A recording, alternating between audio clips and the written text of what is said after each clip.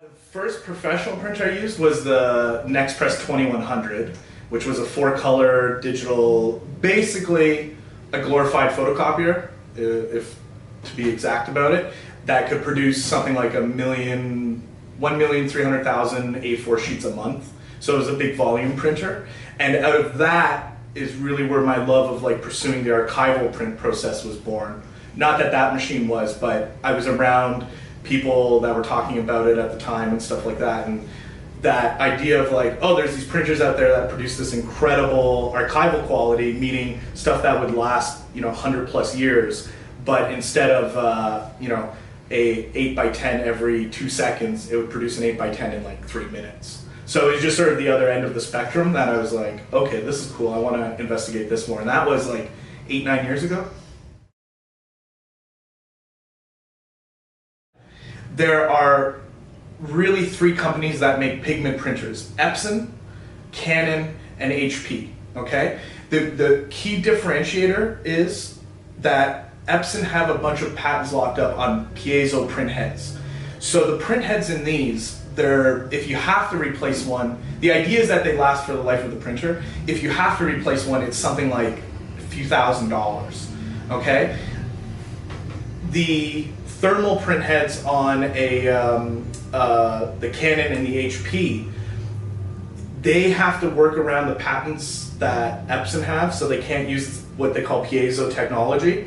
No, there's no perfect solution to all this. There's downsides to piezo also, mainly along head clogging issues.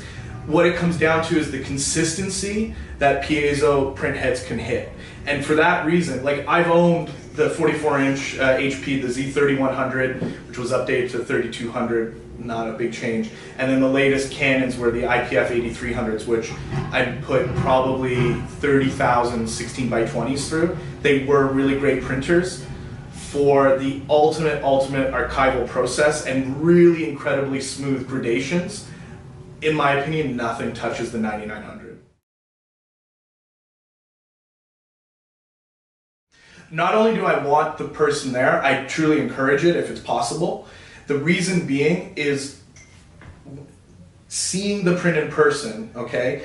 I could take photos of test prints and send them. All of that is all bullshit. The artist has to view it with their own eyes in a well-lit environment. That's what it comes down to. And with most people I work with, typically, if we don't hit it exactly on the first print, and I can tell almost, I don't even look at the print as it comes off. I watch the reaction of the person watching the print come off.